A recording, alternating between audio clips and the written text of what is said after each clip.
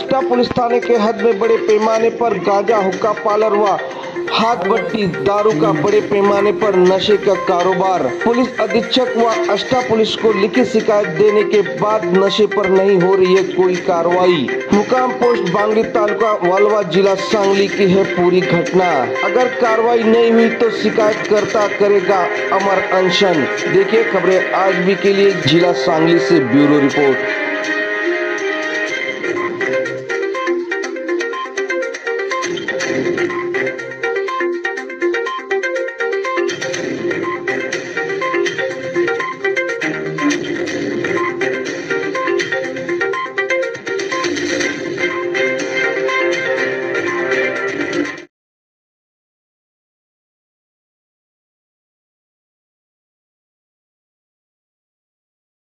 इथं छत्रपती शासन महिला विकास कोऑपरेटिव्ह सोसायटी लिमिटेड सहृदय केंद्र बागणे इथे पाठच्या दाराने गांजा, चरस, हुक्का पार्लरचा व्यवसाय चालू आहे।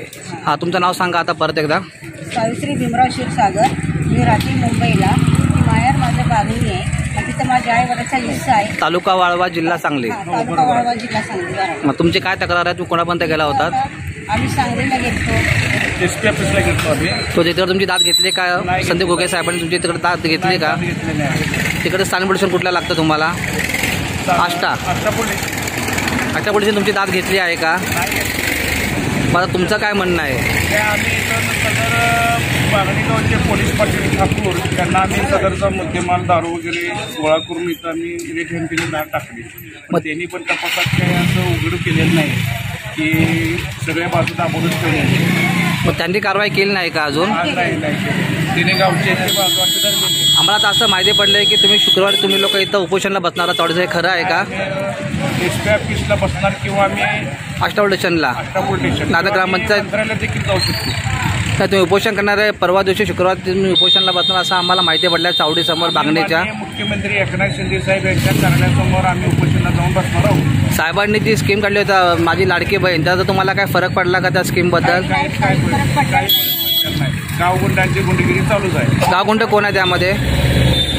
मुरली शंकर बांगडी हा गावगुंड आहे। हो, त्रास देतो। जे पोलीस प्रशासन त्या लोकांना पाठीशी घालत आहे असं तुमचं म्हणणं आहे?